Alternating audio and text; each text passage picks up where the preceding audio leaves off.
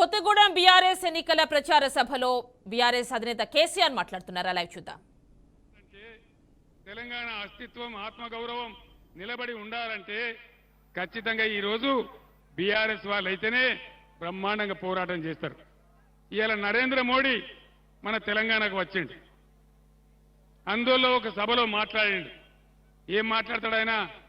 రేవంత్ రెడ్డి ఈ రాష్ట్ర ముఖ్యమంత్రి ఆర్ ట్యాక్స్ వసూలు చేస్తా ఉన్నాడు అని నరేంద్ర మోడీ మాట్లాడుతూ ఉన్నాడు. అది నిజమే అయితే మీరిద్దరు మిలాఖత్ కాకపోతే మరి వెంటనే ముఖ్యమంత్రి మీద ఎంక్వైరీకి ఆదేశం చేయి, వెంటనే ఈడీని దించు, ఐటీని దించు, ఎక్కడెక్కడ దొంగతనం జరుగుతుందో పట్టుకో. అది చేత కాదు నరేంద్ర మోడీకి. మీదికి నాటకాలు ఆడతారు కానీ ఖచ్చితంగా ఇవాళ వాళ్ళిద్దరు ఒకటే. ఎవరికి ఓటేసినా అది గోదావరిలో వారేసినట్టు తప్ప మన రాష్ట్రానికి వచ్చే లాభం ఏమీ లేదు. నేను ఒక్కటే మాట మీకు చెప్తా ఉన్నా. మీ బిడ్డగా ఆనాడు నేను తెలంగాణ రాష్ట్రం తెస్తా అని చెప్పిన. ఇదే కొత్తగూడానికి చాలాసార్లు వచ్చిన, వందలాది సభలు పెట్టినాం. ఆనాడు నా వెంట ఎవరు లేకపోయినా నా ప్రాణాలు పనంగా పెట్టి తెలంగాణ రాష్ట్రం తెచ్చిన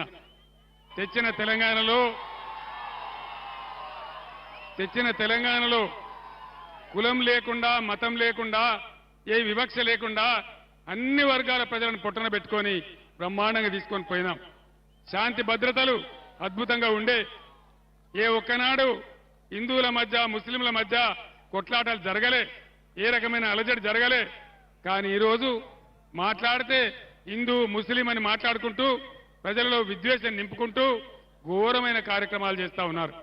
అందుకే నేను మిమ్మల్ని అందరినీ ప్రార్థించేది, దయచేసి ముఖ్యంగా యువకులు, విద్యావంతులు, మేధావులు నా మాటను మీరు చర్చ చేయండి. నేను చెప్పేది నిజమా కాదా, ఈ రాష్ట్రంలో ఏం జరుగుతూ ఉంది, ఈ రాష్ట్రాన్ని ఎవరు కాపాడాలి ఒకసారి ఆలోచించాలని కోరుతా ఉన్నా. तेलंगाना रियासत में जितने भी हमारे मुसलमान बुजुर्ग हैं और मुसलमान भाई बहनों को मैं सलाम करता हूं. आपसे अदमन गुजारिश करता हूं, आज के दिन में कांग्रेस बीजेपी दोनों एक है. बीजेपी को हराने, बीआरएस को हराने के लिए वो दोनों मिलकर काम कर रहे हैं. ये आप जानते हैं वो दोनों कैसे पार्टियां हैं, कैसे हैं आप जानते हैं. जिस टाइम में मैं तेलंगाना के लिए जद्दोजहद कर रहा था उस टाइम में भी मैं कोत्तगूडे में आया था. उन दिनों में कहा था अल्लाह के घर में देर है लेकिन अंधेर नहीं है. और अल्लाह का करम हुआ, तेलंगाना रियासत हासिल हुआ. इसमें सभी लोगों को, मुसलमानों को, क्रिश्चियनों को, हिंदुओं को, हमारे दलितों को, गिरिजनों को, सबको मैं एक साथ लेके चला.